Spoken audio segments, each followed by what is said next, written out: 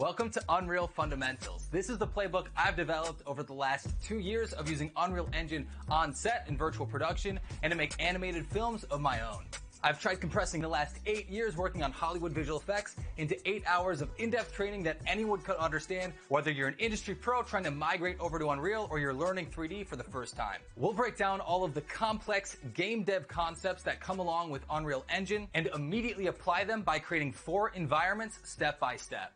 We'll learn all of the different workflows and disciplines like lighting, effects, characters, and animation, all to make your shots look like your favorite Hollywood films. But more importantly, this entire course is designed as a resource. Our entire video library is searchable, so you can search by the captions of the video and immediately find your answers and just jump directly to that time code. And I've created some awesome bonus materials that I wish I had when I was first starting out to make learning Unreal even easier. We've got our beginner's glossary, the materials cheat sheet, our blueprints for beginners cheat sheet, some Niagara VFX examples, the recipe for perfect color accuracy coming out of Unreal, and my personal movie render queue configs. All designed to make learning Unreal easy so we can just spend time making films. And you'll get an in-depth look behind the scenes of a real-life production for the animated film that I made for Tesseract's music video, War of Being. I'll pull back the curtain and show you the exact character workflow of how we took motion capture data and applied it to characters and did all of the motion capture cleanup entirely in Engine. So by the end of this course, you'll have all of the skills you need to make films and visual effects inside of Unreal, and you'll start to create environments in film with confidence. Now, learning comes from practice, so make sure to follow along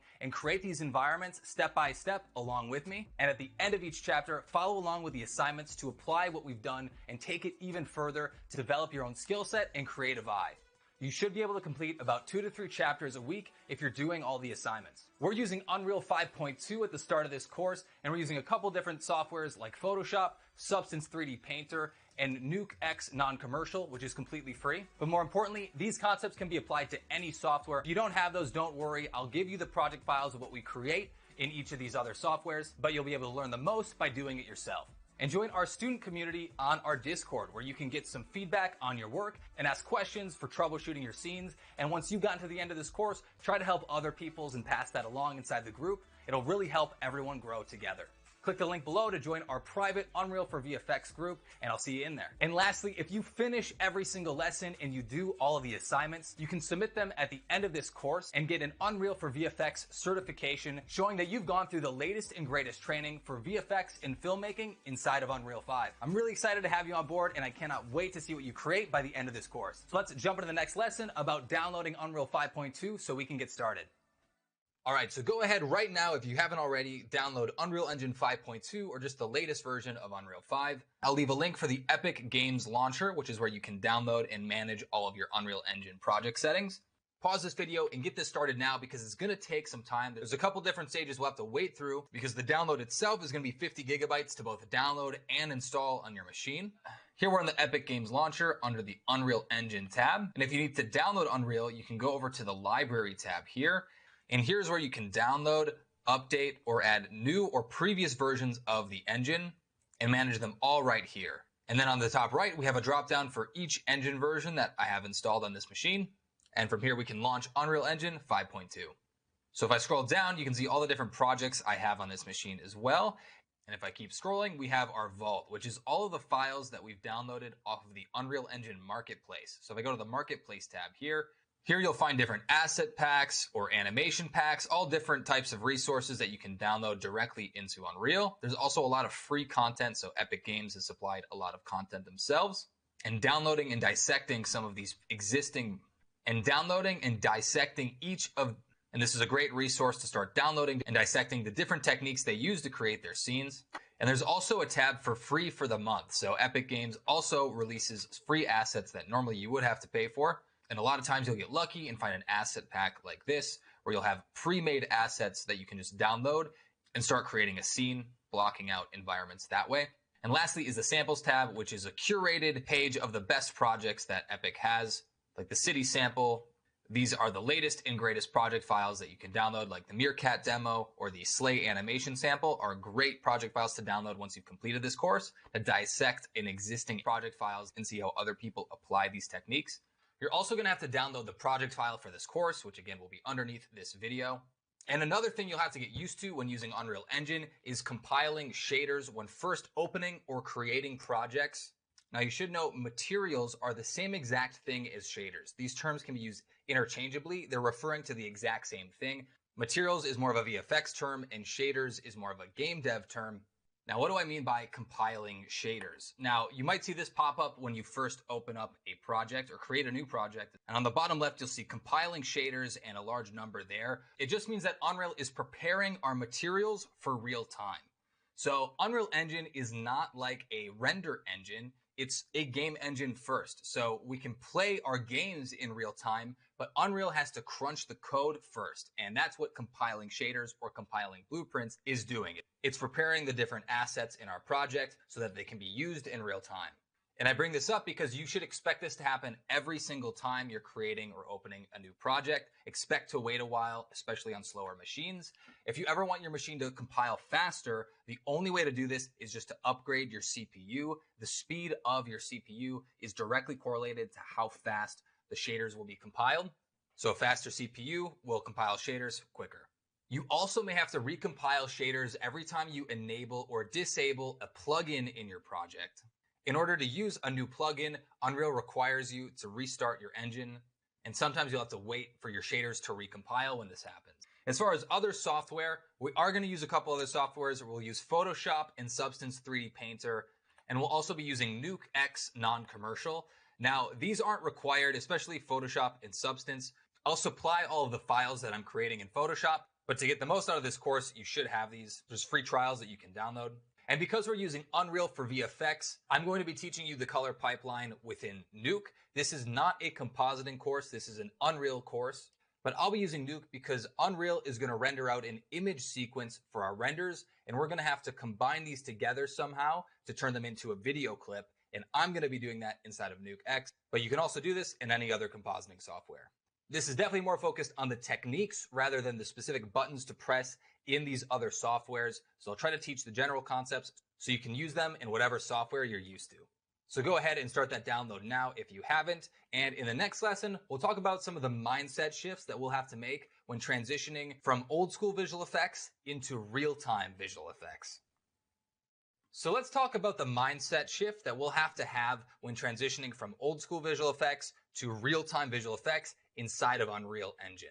And the first rule here is that we're learning a game engine first. Unreal is a game engine first, and we're going to approach it that way. You can't avoid learning the game engine side of Unreal. If you do ignore this, troubleshooting becomes really, really difficult and frustrating because you're unsure of how to proceed because you just never learned the game development side of Unreal. And this is why the learning curve is so steep.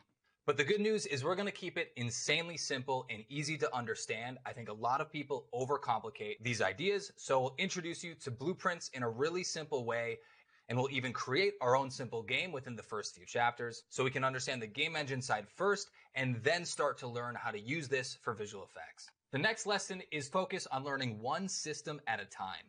There's many different systems for effects, materials, and animation, and people have careers focusing on just one of these disciplines. But I'll break them down into simple modules. We'll start with navigation, so we understand the outliner, the viewport. There's a separate system for lighting, where you'll need a directional light, a skylight, and exponential height fog if you want to create exterior lighting. We also have the material graph, which is a node-based graph to create materials inside of Unreal. And Unreal has a specific system for master materials and material instances, which we'll talk about in just a bit. And then lastly, blueprints, which is a way for us to bundle different objects together into a group. And blueprints can send and receive data using simple math and programming logic to trigger different events. Don't worry about this one. We'll walk you through it in just a few lessons. And then later on, towards the second half of this course, we'll get into our skeletal mesh editor, which is the homepage for our characters. We'll get into Niagara so we can create particles and dynamic effects for our scene. And then we'll use Sequencer and Movie Render Queue to create our films. So Sequencer is our timeline where we can add in actors and create animation. And then we'll use Movie Render Queue as our render farm to export our timelines. This does sound like a lot, don't get me wrong, but Unreal is at its best when all of these systems are interacting together, which is why we're going to start very simple and basic at first and build our way up so that by the end of the course, we have a full understanding of how each one of these modules works together and feeds into Sequencer and Movie Render Queue so we can render it out. And let's be honest, Unreal Engine is complicated, so that's why my goal is to just focus on the few things that matter for visual effects and filmmaking. Lesson 3 is that VFX is slow, but your creativity is happening in real time. What I mean by this is old school rendering is slow. It takes such a long time to get your renders back, especially when you're trying to render out sequences, let alone just a still frame. It is so slow and there's so much waiting around. But when we're in real time, we can try out ideas and it doesn't take a lot of time. Path tracing is not real time. Compositing is not real time. These are old school VFX techniques, and you can totally use these systems and lean on these systems to get a good result. But I have just found that it is so much faster to work real time. So that's why my preferred workflow is just to get the correct image all inside of Unreal Engine. Don't try to think about how can I fix this later after it's rendered. Think about how can I fix the scene I have in front of me right now. Because Unreal Engine is real time, it's always going to be faster to make those changes in Unreal. So we're going to replace our render times with education. So we only have to learn how Unreal Engine works once, and then we can get rid of all of these slow render times and just focus on how to make our renders look as amazing as possible. Lesson number 4 is don't waste time modeling. There's already enough to be learning without learning a modeling software on top of this. So if you need assets, get them from the marketplace or Quixel Megascans for now. And later on, I'll show you how to use the modeling tools so that you can create your own assets entirely within Unreal Engine.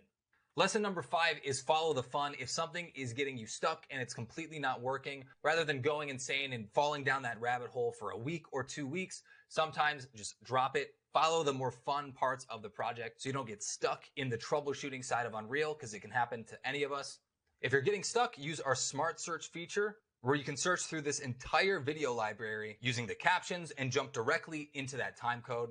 Otherwise, ask for help on the Unreal Engine forums or in our Discord. Lesson number 6 is the importance of scale. So what do I mean by this? This is more of a visual effects concept, but I find that the biggest difference between amateur and professional work is having a very clear sense of scale. So when trying to go for photorealism, like they were doing in this Unreal 5 demo, the scale of every single object in this scene matches what it would look like in real life. Whereas beginners' work can sometimes lack that sense of realism, and the most common reason why is that we've pushed our assets and scaled them up or scaled them down too much so that none of the objects are actually the correct size inside of our scene. So if you're ever thinking, why does my environment not look correct? Every object in your scene has to have the correct scale to look realistic. That means the scale of the geometry and the detail of the geometry, the scale of the textures, and the overall blockout of the environment. If you're creating a city street, is it the exact width and length as a real life city street? The best way to check for this is to use reference images, use human stand-ins in your scene, and just start measuring the size of things in 3D and in real life. A single unit in Unreal is 1 centimeter in real life. That's the conversion. But in an image like this, we have that human scale reference, so we know exactly how big this scene should be. Our grass has a lot of variation, where some of it's very large and some of it's really, really small. And then the scale and size of our textures is uniform across our entire scene. Nothing's low resolution or stretching. And this statue in the back looks huge because of the texture scale and the size of the tiling of these bricks.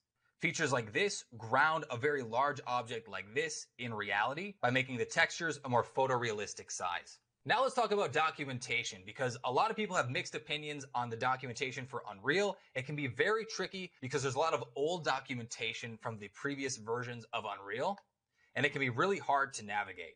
A lot of times there's completely outdated information that just doesn't apply. Sometimes the articles are too complex and not really teaching you what you're looking for. And it's nice that there's a lot of sample projects out there, but in the documentation, there is definitely a lack of practical examples when walking through the more complex systems in Unreal. So this is how to actually use documentation so you can find exactly what you need when troubleshooting. And that's to ask yourself, are you looking for a workflow or a feature? Now, a workflow is how the different systems in Unreal work together. You'll want to find a page about the workflow first, and then after you know how the different systems work together, then start to zoom in to each feature or each plugin. So for example, this is the workflow page for lighting. So here we can see how all of the different features work together, but we could go inside of any one of these features like Lumen, And from here, now we can see the exact menus and buttons to press to change our settings once we know how all of the systems work together. So the hotkey, you can just press F11 if you're inside an editor like your material graph. You can just press F11 and the documentation will pop up for this editor. And a really good tip, write this down if you can. Press Control and Alt and just drag over every single detail and every single node so you can find explanations for these different editors, and you'll find that there's advanced tool tips hidden in Unreal. And this is the single thing that helped me learn Unreal a lot faster. And the last lesson is to start and finish small projects. This is the best way to practice, is not to be too precious about any one project. When you're first learning Unreal, it's not enough to just watch tutorials. You actually have to apply this information to make sure it really works inside of Unreal. It's one thing for all of these things to make sense conceptually, but it's another thing to have them working correctly once you go to render your final image. One of my favorite stories is of the two students who have 30 days to make the best clay pot in their class. Now, which one do you think had a better result? The student who spent 30 days working on one pot over that entire month, or the student who made a new pot every single day, and after 30 days, they've created 30 pots from scratch? This is the approach we have to take with Unreal Engine. We have to make 30 small projects to really make sure that we know and apply all of these small techniques before we go ahead and make our masterpiece films, because we don't want to get tripped up in the middle of production. And we'll be practicing together by recreating environments from some of my favorite Hollywood films. So the first one will be The Dark Knight, where we'll get our bearings and start to build our first environment, understand how decals work, use a human scale reference, and we'll actually build the entire ceiling using a blueprint to get a nice introduction into blueprints. From there, we're going to create a really simple game. That way we know exactly how the game engine side of Unreal works, so we know what we need to focus on when just trying to create visual effects in films. And then we'll start creating environments with characters. So we've got this still from Raya and the Last Dragon, and we'll build this entire environment from scratch and even add in characters and start creating animation all inside of this scene. And this will be a first introduction to the effects like the torches and the magic orb.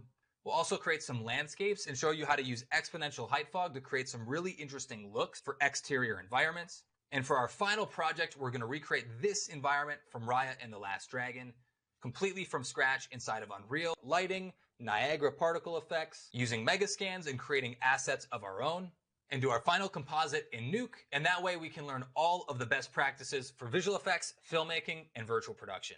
So I hope you're ready to dive into Unreal, open up the project files that have been included with this course, and we'll get started in the next lesson. All right, so I'm starting off in the ML_start here level under UE VFX and levels. And I want to go over some of the basic navigation and some things you need to know about the interface. We're not going to go through every single menu and go through every single option. I just want to cover what you need to know to get started, and then we'll continue to learn some more features as we move along. So the first is our viewport, which is our window into the 3D world. The second is our content browser, which is our window down here, and this is where we'll have all of our files.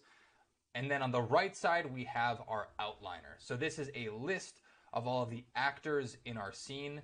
An actor is just any object that we're placing in our 3D scene. It doesn't mean that it's a 3D mesh. A mesh is specifically the geometry that's associated with an actor, but an actor is just anything in the scene. Our 3D mesh is an actor. This is a character here, but even our lights are actors, and sometimes that's just represented by these icons. But any actor that we have in our scene will be listed here. And every actor has its own details that we can then modify. So let's start by just looking at our viewport. Let's make this a bit bigger. If you need to, you can just hit F11 if you click inside the viewport, and we'll go full screen. So every single actor in our scene can be selected, whether that is our skylight here or our sphere here. One thing every object will have is this little transform gizmo. So we can use this to translate things around our scene up and down. Also use our W, E, or R hotkeys. So W is for transform, E is for rotation, R is for scale. And so by default, whenever you open Unreal, we'll have a lot of snapping enabled. We have our transform snapping. So when this is enabled, our object will snap to every 10 units, and a unit in Unreal is in centimeters. So now I've set this to 50, so every 50 centimeters, we'll move this across our scene. Or we can just disable that, and then we don't have any problems dragging around.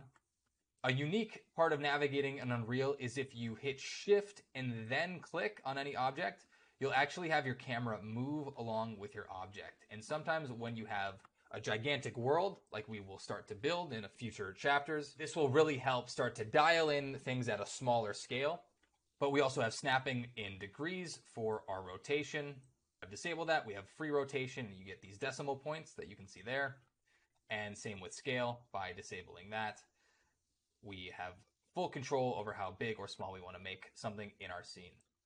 Worth noting is how this gizmo is oriented. Our gizmo has a red, green, and blue color, and this associates with our X, Y, and Z. So you can see they're labeled by colors. If I move this in forward X, so I'm going to drag this to the right, we would expect it to move towards that axis. So if it's aiming forward, it'll move forward. If we move it in a negative direction, it'll move backwards. And this is the same with our Z and our Y. Last thing is you're moving objects around in your scene. I do like to keep snapping on, especially when just setting up the layout of a scene with spheres and cubes and just blocking out the level in the first place. If you ever have an object like this that you just want to snap to the ground, you can also press the end key and it'll just take our gizmo and stamp it to the closest floor plane that we have in our scene. So this is our viewport.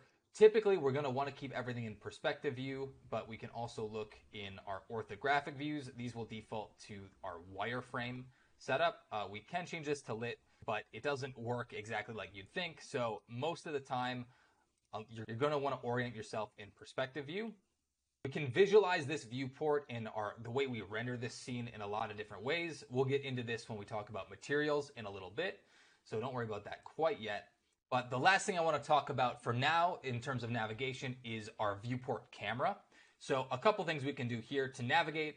Everything revolves around hitting right click in your scene, and as soon as you right click, now we can pan our camera around.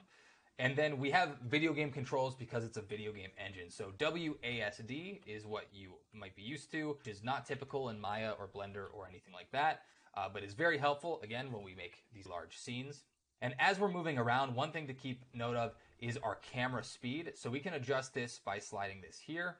So if I increase this, we'll go way faster. We'll move really, really fast through our scene, which when we're setting up giant landscapes, this is pretty helpful.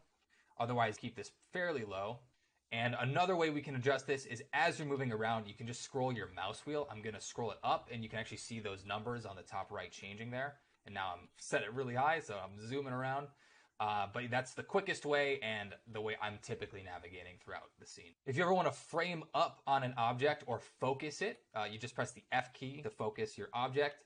And then to orbit around or rotate around any object, if you hit Alt and click, we can just orbit around. And now that we're framed up or centered on our object, that basically just means that we're rotating around its center point. And then if you hold Alt and right click, we'll zoom in and out. And this is not zooming the focal length of the camera. We're actually translating further away or closer to our object.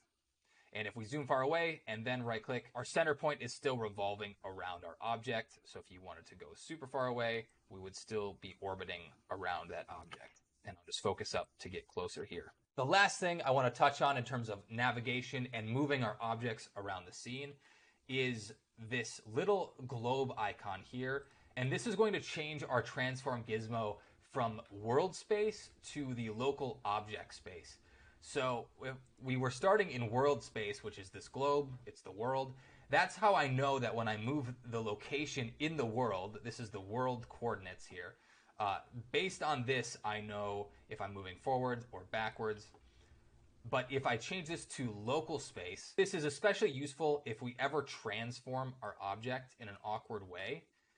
If I go back to our world coordinates, you can see it's still oriented square to the world. So if I'm rotating this very quickly, it can kind of go off kilter and we're not really rotating it the way the object is oriented. But if you press this button or hit Control and the tilde key, then you can orient this based on the object itself. And it's a lot easier to then line this up with the world. And if you ever want to reset the rotation or location of any object in the scene, there are these reset buttons next to almost every single detail. So I can just left click that. We've reset our orientation. Now we can move it forward yet again. and hit the end key, and we'll move it back to our ground plane. All right, so let's talk about the content browser and how to keep all your files organized, because as soon as we start making bigger and bigger scenes, like open worlds, it can get really complicated really fast. So first things first, everything in our project is going to exist under a content folder. So this is the same for every project that you create. So this bottom window is the content browser. By default, you might have this pop-up content browser by hitting Control and space, but you're going to use this constantly, so definitely dock this in your layout. You can also open 2 at the same time by going to content browser, and you can open up to 4 at the same time, which can be nice if you need to drag things into your scene from different folders. But the single button you should be pressing all the time is the Save All button. A big difference between Unreal and traditional 3D softwares is that every object in your scene is saved to its own file, its own .u asset file, usually. So you need to make sure every individual file is being saved as often as possible. Unreal is definitely going to crash at some point, and probably when you least expect it, so it's always good to save everything in your scene as often as possible. But if there's certain files that you don't want to commit, you can just uncheck these single files, but save what you know you want to keep, because I guarantee Unreal is going to crash on you. We also have this import button where you can import FBX files, .obj files, or any image files. It's also worth knowing that you can't import .u asset files. If you have a .u asset file and you want to bring it into your scene, just copy the path to your content folder. You swap over to your Windows Explorer, just navigate inside your content folder and find a place to paste it. Here you can see this .u asset file, and you'll have the same exact folder structure.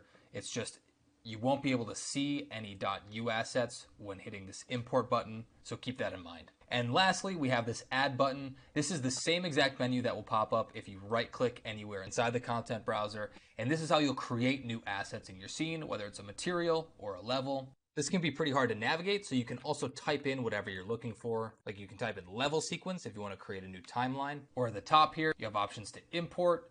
You can add features or different content pack, which the most useful are the first person, third person, or vehicle packs. And if you go to content, you can also import starter content, which will give you some materials and different particle effects if you want to see a lot of different examples of how materials are set up in Unreal. Beyond that, we also have our Quixel Bridge menu. So if you hit add Quixel content, it'll pop open Bridge, where you can find any Quixel assets that you want to bring into your scene. But now let's talk about the next most important thing, which is keeping your content browser organized.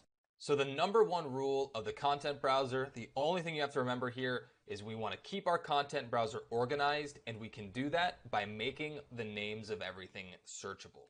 So like I said, we start with our content folder, and then after that, we want to create a project folder underneath that. So in this case, we have our UE VFX 101 project.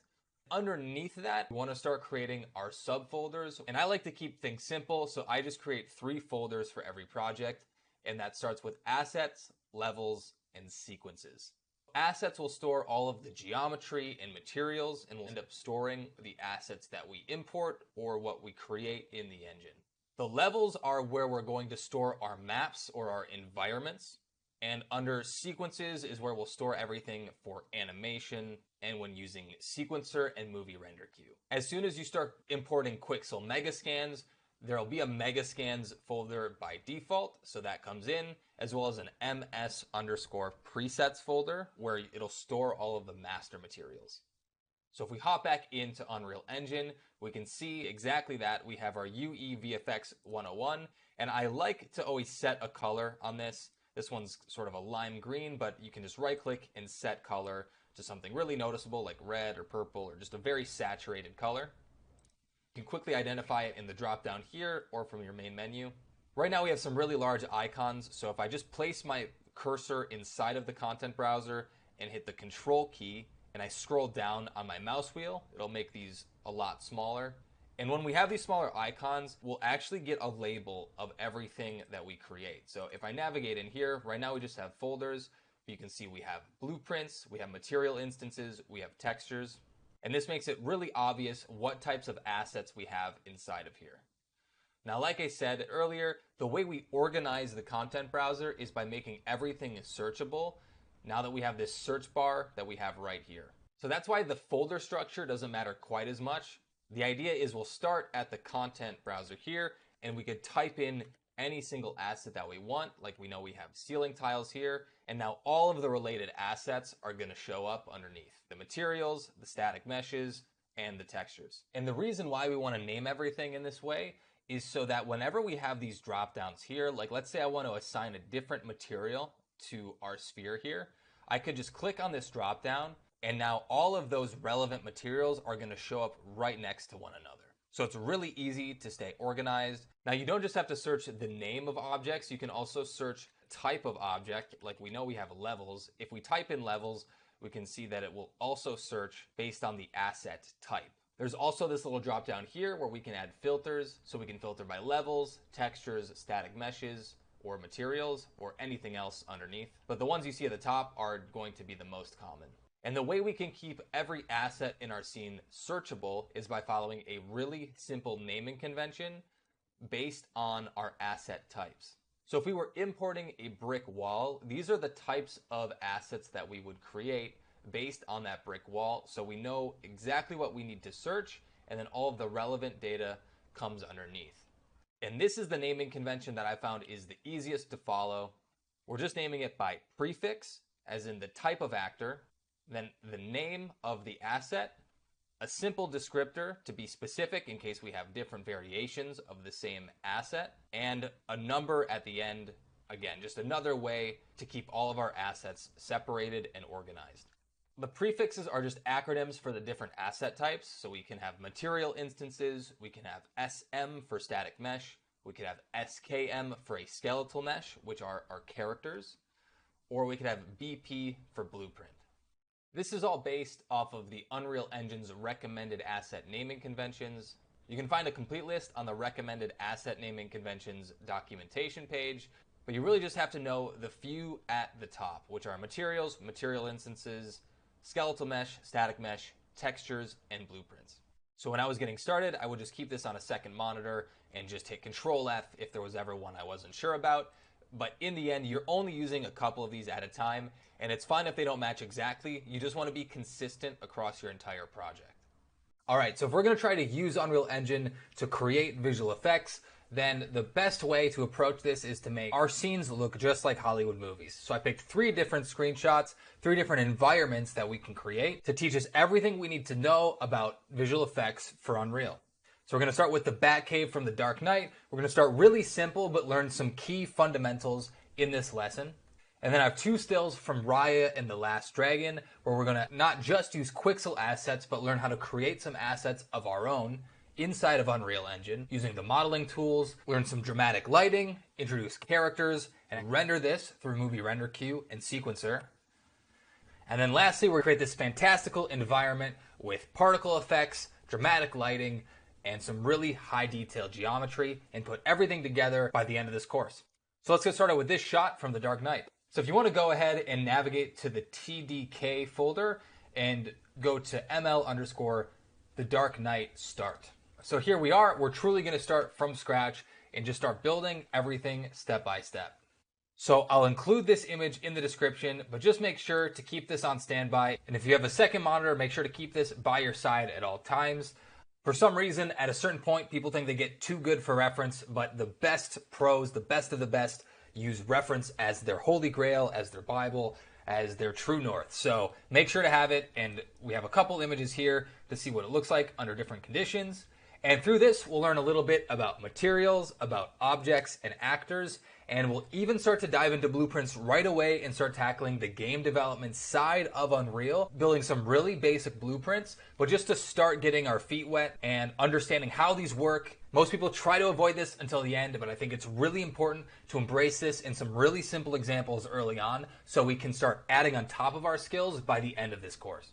Okay, so we started with this fairly empty scene. All we have are some lights. We'll actually end up deleting all of these, but there's 2 things that we're going to want to grab right away. So the first thing that I always like to do in every scene, the first thing every single time, is to add a human for reference. So we know exactly how big the scene we're creating is, and by using a human, usually a 6-foot tall human, because I'm about 6 feet tall, it really helps to immediately understand how big we're creating our scene, especially if our reference has people inside of it as well. If you press the add button here, we can add feature or content packs. And the one that I pick most often is the third person example. So let's just add this to our project. So now if we go to our content example, this is going to add a couple different folders. It's going to add our third person folder, but also our level prototyping and characters folder. Another thing I like to do just to keep everything organized is just drag these inside of our third person folder. One thing to note, when you see these loading screens, it can kind of freak you out at first, but it's just because in Unreal, there are so many hard-coded references to other files. When you move something into another folder, Unreal will go through each file and fix all of the hard-coded references. So if you ever want to move files, it's really important to do it inside of Unreal and not just in your File Explorer in Windows, because it's not going to go through and fix all of those references. And a thing that does happen when you open these, all these folders are going to be empty, but they're still going to exist until we refresh Unreal. You can always right click and hit Fix Up Redirectors, and then that'll empty out that entire folder so you can delete the old folders. And now everything should be consolidated inside of our new third person folder. So if we go into maps, we can see this is our third person map, which is a great test level if you ever need to just throw something in or you want to make a one-off effect like a Niagara particle system. But let's jump back to our level. All right, so let's add in our character. So I'm in the third person folder and we'll go to mannequins, meshes, and then we'll grab our Manny skeleton. So if we look briefly, we can see how this is named as a SKM, skeletal mesh. So a good thing to know is that any character is going to be referred to as a skeletal mesh in Unreal Engine. Skeletal meshes have their own editor. And so this is the skeletal mesh editor, and you can see that because we get this little pink icon, which also matches up with the pink color under any skeletal mesh. But we're not going to animate him or do anything fancy for now, so we just want him inside of our scene so that we have a good scale reference.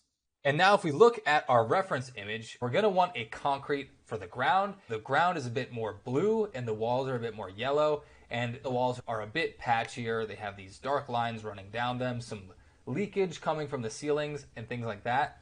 So let's go into Quixel Megascans and start grabbing some assets.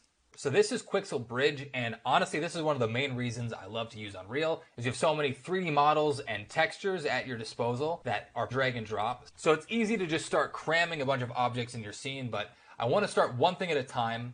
So let's go to concrete. Any of these check marks are objects that are already downloaded, so some of these have already gone ahead and tested out. So this damaged concrete floor is pretty interesting. For now, we'll download everything as medium quality. Just so you know, low quality is a 1K texture, medium quality is a 2K texture, high quality 4K, and highest quality is 8K. Practically speaking, you're almost never ever going to download an 8K texture. It's just usually going to be overkill for whatever you're doing. And one of the things that can overload your system fastest is by having too many 4K or 8K textures in your scene. So I like starting with medium quality. You can always go back and grab the higher quality ones later if it's not good enough, but this is a good way to keep your scene lightweight and make it so you don't overload your GPU and start crashing Unreal earlier than you have to. This is essentially what it will look like when we are starting to run out of texture memory. There used to be a texture in our GPU's VRAM, but now it's kind of just turned into raw data. A lot of times this will happen at different LODs, which just means that the closer we get, it'll reveal different textures at different distances. So if anything like this starts to happen, it's a very easy fix. Just restart your engine, restart your computer if it keeps happening. And it does help just to limit the amount of tabs you have in your browser when you have Unreal Engine open. So I'm going to grab this stained concrete floor, export that. And then I'm also going to grab this worn painted wall material. Great. And when you're not using Quixel, it can actually take up a lot of memory on your machine. So it's good to close this. Don't keep it minimized if you're not using it. And then this will create some Megascan folders in our content browser. So we have our Megascans where we have our surfaces. So surfaces are the textures or materials. And then 3D assets are any of the 3D models that you'll have in your scene. And now if we just do a quick comparison between our reference and our scene here, we can see that we probably have to double the size of our floor if they're in the middle, and then we'll have to duplicate it a couple times further down. So right off the bat, let's just change this floor to 2. And then there's 2 different ways we can duplicate an object. The first way is by pressing the Alt key and then clicking on our transform gizmo and dragging that. So this has created a duplicate. The other way, well, actually there's three ways. You can just copy and paste it, and that'll make a duplicate there, or you can right click it and go to edit, duplicate, or which is also Control D as a shortcut. So typically I like to just alt click and drag here, and then let's just make sure that this is lined up perfectly. If we can see we're snapping by 10, we should set it perfectly at 2000 units, and then we won't have a seam between our floor. So let's now take those Quixel materials and apply them to our floor. So let's double click on our material instance and take a look at our material here. So not every material is set up like this, but we are getting the template of the Megascan materials brought in, which gives us some really easy controls to tint our base color, our albedo, change the specular, roughness, and normals. So let's just take this material and apply it to both of our ground planes. And we can see that right away we get some very obvious tiling. Now, anything that we change in our material instance here is going to directly affect what we see in the editor. So we can start to drag some things around and see what these do. So if we want to change our albedo tint, we can click and drag this here, or we can change our saturation and set it to 5 and go really saturated, or we can set it to 0 and turn it completely gray. So I'm going to set this back to 1. So if you already have a good understanding of what PBR materials are, what your albedo, roughness, specular, metallic, subsurface, all of these properties are doing, just skip ahead to the next video. But briefly, for anyone that's not familiar, I just want to touch on what PBR materials are before we go in and modify this. All right, so let's talk about materials, what a PBR or physically based rendering surface is, and then we'll touch on master materials and material instances, which are the way materials are set up inside of Unreal. So what are physically based materials? So PBR is just a system where we have image channels that define how objects react to light in the real world. We want to create everything in a photorealistic way so that we can add lights into our scene, rotate our lights around, and have everything react dynamically in a photorealistic way. So every single PBR material consists of base color, roughness, and normal maps. So let's talk about what that is. So base color is what it sounds like. It's the raw color of the model, like we can see here. This can also be known as the albedo. And if you take any object and you got rid of its reflection and its shininess, this is what you would see underneath. You don't want any shadows. You want the pure base color that you would have of the object. If it was an apple, it'd be a very red map. So the best way to preview this is to go from lit mode into unlit mode. And this will basically remove all of the lighting data and reveal the base color of all of the objects in our scene. So if we go to the albedo controls here, if you want to modify anything that's grayed out, just click on the little checkbox. By clicking and dragging, we can see exactly what this effect does on our object. And now if we go to lit mode, we'll see the sort of effect that has. So that's albedo, but roughness has to do with the reflection of the object. So let's take a look at our chrome ball here on the right. So we have roughness and metallic options. So not every object needs to be metallic, but every object will have a roughness channel. And roughness refers to how rough the reflection of our object is. So if we set it to 0, it means it has 0 roughness. If we just click and drag these and we look at our chrome ball, when we have 0 roughness, it turns into a pure reflection, and we can even see our statue in the reflection of our chrome ball here. And if we go all the way to 1, you'll see that we start to lose that visibility and it starts to become very, very rough. Now, specifically what roughness is referring to, if you imagine the surface at almost an atomic level, how rough and jagged that surface would be. There's all of these micro bumps, even down at that molecular level. And that's what causes any object to have a lot of roughness. Whereas you imagine a chrome ball, or better yet, even just think of water as having 0 roughness, or a mirror, how smooth that surface would have to be. And that's because there's no micro detail breaking up that reflection. So I'll set this back to 0.2, and you can see that effect. That's one of the great parts of being in a real-time render engine, is you can start to see exactly how that looks, and you can even rotate around to see what effect that has on our object, and you can even see the reflection of the clouds in our surface here. And then we have the normal channel, and the normal channel is just a way for us to add additional detail to our object without adding additional polygons or triangles. So if I go to our wireframe here, we'll see exactly how detailed this object is. And you might expect this wireframe to have a lot more details because when we look up close, we have all of this detail and it reacts to light in the way that we would expect. But this is actually coming from the normal map. So if I set this to 0, you'll see that our surface has a lot less detail. And this is because it's easier to process this information at a per pixel level in the normal map, as opposed to creating geometry for the equivalent of every single pixel. So if we look at our normal map image here, we can see all of the detail even at this micro level. And the higher resolution that you have this image at, the more resolution we'll get on screen. And our normal map is not something that you would create by hand in Photoshop. This is data that is best created by a computer, typically when baking down high resolution sculpt or photo scans and condensing it down into a texture using an automated process. So in Substance Painter or ZBrush, you'll take your high polygon mesh, reduce the poly count, and then use a process called baking to create these normal maps and take the detail in the high poly mesh, but convert it into this normal map so we can use it on something with significantly less polygons. So Nanite has definitely changed the game and allowed Unreal Engine to use a lot more polygons, almost to the point where there is no restriction on the amount of polygons that we have. But if you're going to model the surface, this would require an insane amount of geometry for every little nook and crevice that's existing on here. A lot of times it is going to be easier for us to have this micro detail happening at a per pixel basis instead of a per polygon basis. So it's still a good idea to use normal maps wherever you can. We can start to increase our normal strength. Another thing we can do is we can also set it to a negative value and invert it. And instead of having these look like there's crevices that are going in towards the center of this object, we'll start to have these bumps going outward.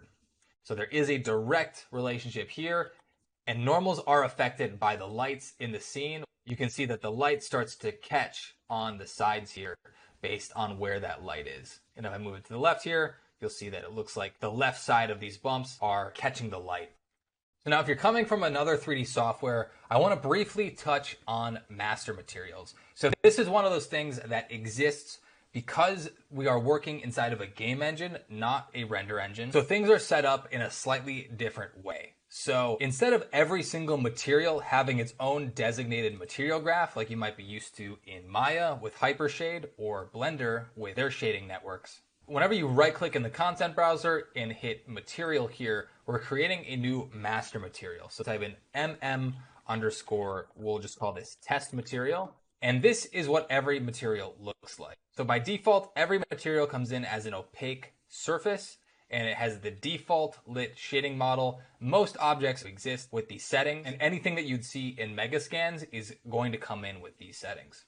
And now we can see what makes up a material. So we have our base color, we'd have our roughness, we have our normal. We can also add emissive, so we can make this material emit light. We could turn it into a metallic object, and objects are either metallic or they aren't. There's no half metallic objects. So master materials are essentially templates. So what we're looking at here, we can see it's MI_Japanese statue, and that stands for material instance. And what's going on here is we're basically getting a template from the parent material. Inside of our master material, we can define these different properties that we want to expose in our material instances that we know we want to change on the fly with our material instance. So if we look inside here, this is the shading network, and this is what's going on under the hood.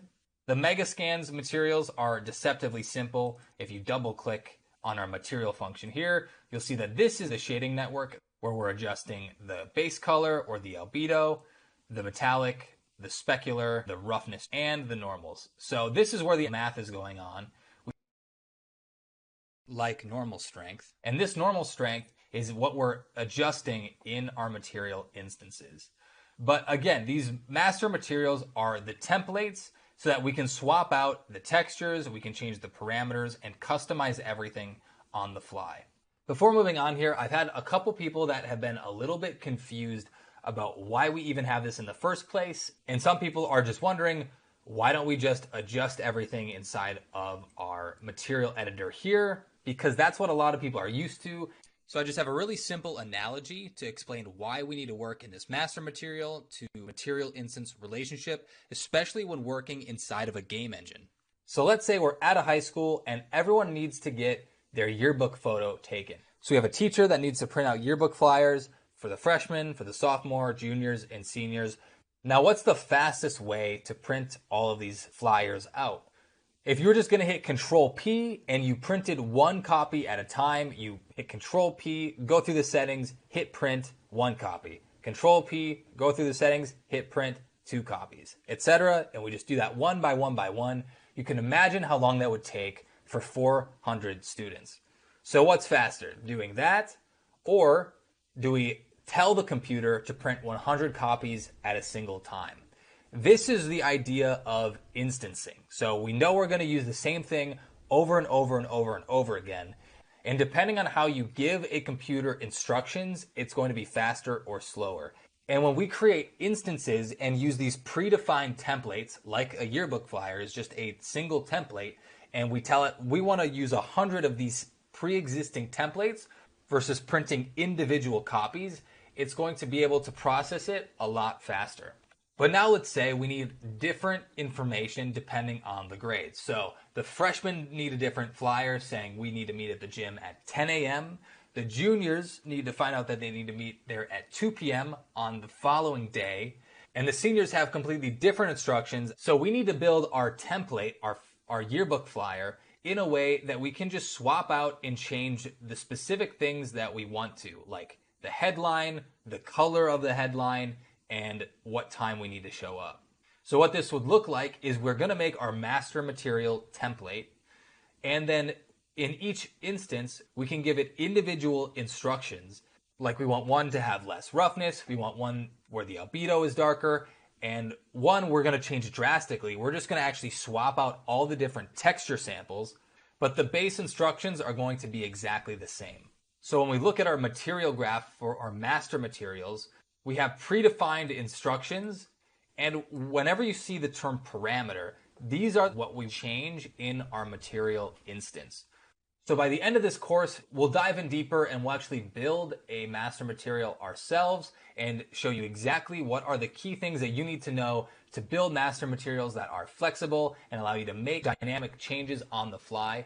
But just so we can get started and dive into creating our scene, we're going to start just by using the Quixel asset material instances because they're pretty good at getting us up and running with adjusting PBR materials on the fly. So for this material instance, we have our albedo tint, our albedo controls. We can change our roughness, our max and min roughness.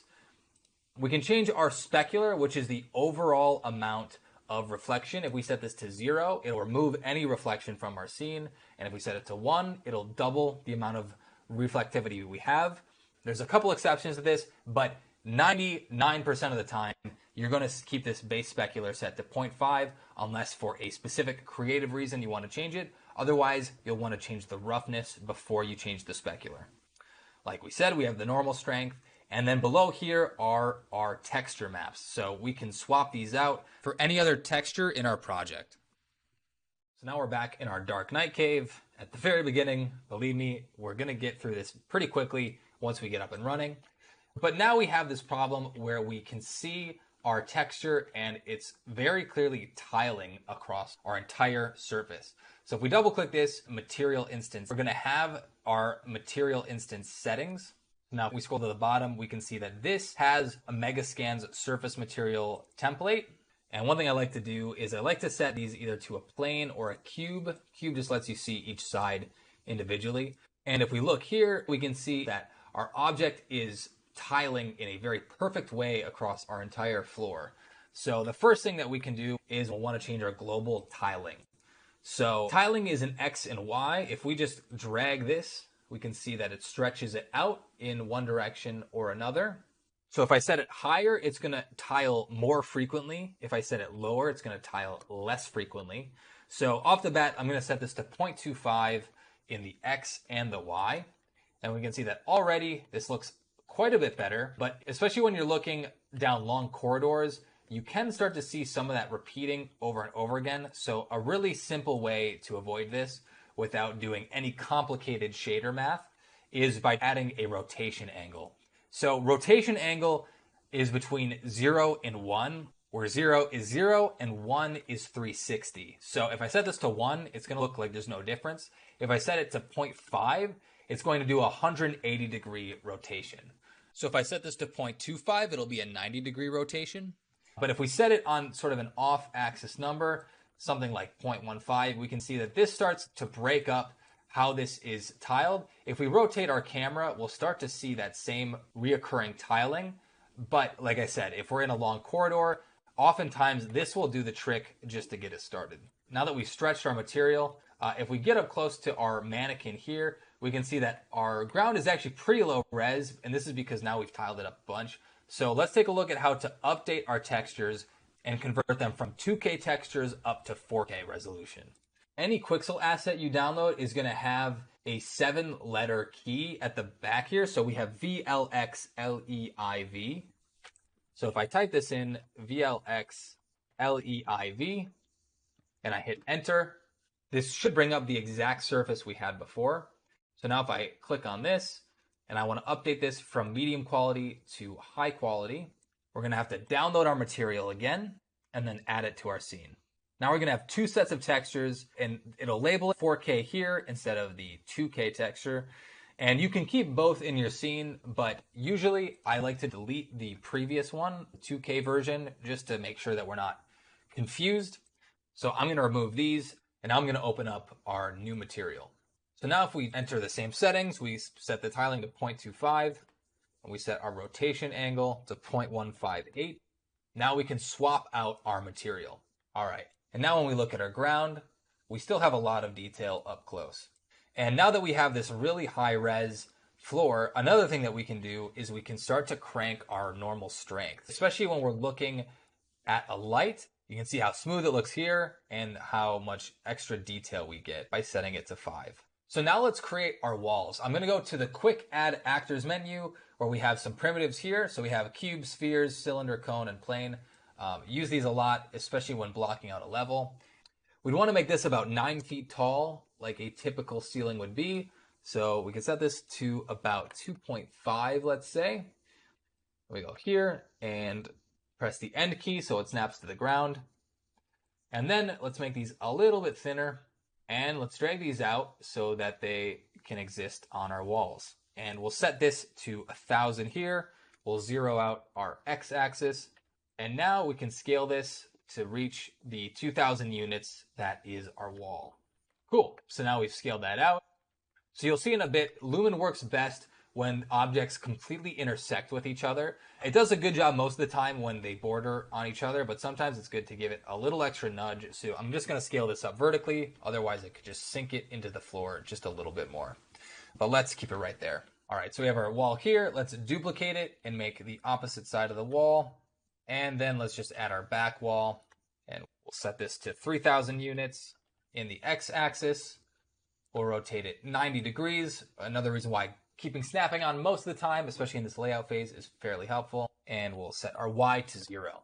Now, one thing to notice here, this scale lock is on. And what happens here, if I change our x-axis to 20, which would just cut this in half, we can tell on the red x-axis that that's the axis that we would need to scale down on to make this less wide. So I'd set it to something like 20. But if this lock is on, it's going to scale every single dimension. So it's going to scale our Y dimension and our Z dimension. So if I undo that, in this case, I would want to uncheck the lock and just scale it on the x-axis.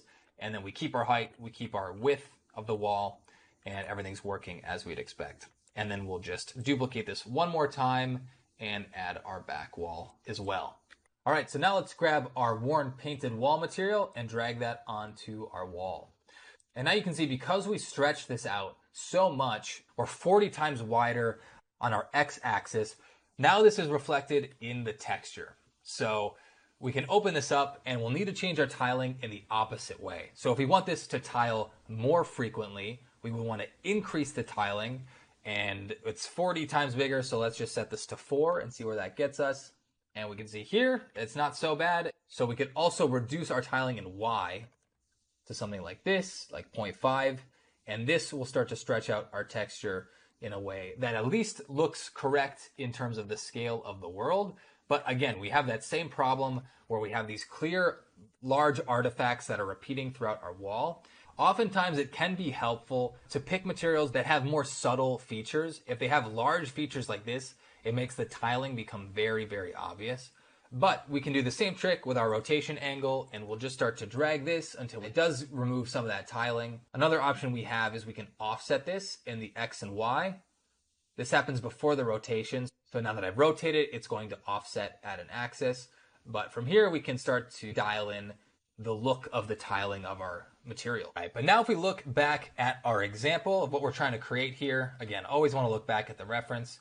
We can see a couple things. One, we can see that our wall up here is pretty bright and contrasty. In this example, the floor is actually brighter than the walls. One reason for that is that the light is hitting it more directly, but still, right now, our wall is brighter than our floor. So now let's start adjusting the albedo color of our textures. So if we go to the albedo settings, we have our albedo tint and we have our albedo controls. Oftentimes setting these controls first is a good idea. We want this to read as gray concrete, so I'm going to desaturate this a little bit. If we go to our unlit mode, we can see that these are actually fairly gray. They're really just looking a bit yellow because of the color of our sun. As you can see on our mannequin here as well, he's almost perfectly gray in our viewport, but if we go back to lit mode, he does appear to be yellow just because of the sun. So now we can set the brightness to be a lot lower. But as we set that lower, we can see we still get a lot of contrast out of the darkest darks here and the whitest whites. And again, if we look back at our example, other than a few spots, it's a pretty flat gray. So one thing that I'll do here is I'll set this contrast to 0.5. Typically, when you decontrast something or reduce the contrast, it will make it brighter. So you'll usually have to compensate by making it darker as well. So the more you decrease that contrast, it's not surprising to have to set this brightness to something very low, like 0.05 or even lower. So it's usually good to check this in unlit mode, and we can see that 0.05 is probably a pretty good brightness level for us in this case. But keep in mind, these are very context dependent and really depend on the albedo image that's being input in the first place. And now we want to flip these. We want our ground to be a little more blue and we want our walls to be a bit more yellow. So we can just take our color picker here and start dragging it towards yellow. We just want to inch it. If we go too extreme, it'll start to look very unrealistic very quickly. And we can drag it here.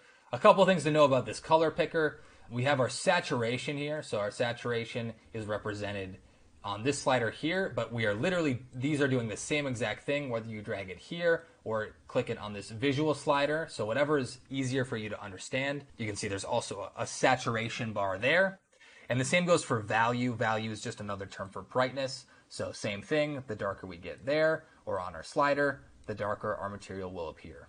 And if you just want to change the hue or want to rotate it around the wheel, but you want to keep the saturation the same, that's what that hue control is for. So that's another useful slider if you just want to change the color itself, but not the brightness or the saturation. So we'll press OK there. And now let's tint our floor. So I'm going to double click on that material instance. Now we have the same albedo controls here. So here we want it to be more blue. So if we want to keep our value the same, but we want it to be more blue, we can reduce our red and green value. So if we set this to 0.5 in the red and 0.5 in the green, we can see that that's now made it too blue and almost purple. So then if we pop this open, we can just reduce our saturation to something like 0.1, where we're just starting to inch it. And we'll make this a little bit darker so they line up. And it is pretty subtle here, but now we can see that our wall here has gone a little bit green compared to our blue floor there. So now we'll just take this and we'll pull out just a little bit of green so it has a warmer, sandier tone. And there we go. For now, that should do the trick. Our floor is a little bit brighter. Our wall is a little bit darker. Now let's make sure to apply this material to our other walls here. So I'm going to click on the Browse button. And now that pops up in our content browser. And now when I click on this wall, I can just hit the Use Selected Asset from Content Browser, and it's going to know to grab that material. And now if I apply it to this back material as well, The tiling is going to be scrunched up when compared to this because this is twice as wide as our back wall here. Honestly, I don't think we'll notice it, but you would just take that same material, duplicate it, and make another instance, and we'll change this to the number 2 variant. Let's make sure that we're actually using this material on the back wall. And because we've used our pre-existing template, and we can set our tiling from 5 to 2.5, and now it should have roughly the same tiling between our walls on the side here and our wall on the back. But we do have this repeating texture here, so now I'll just offset this in our X to make that a little bit less obvious. Great. All right, so before moving on to adding in the ceiling, I want to talk about decals, because decals are a thing specific to Unreal that will really start to elevate your workflow, and it's something that you don't have access to in other render engines. So you can find these by going to the globe icon in Quixel Bridge and going to decals. And let's go down to leakage decals.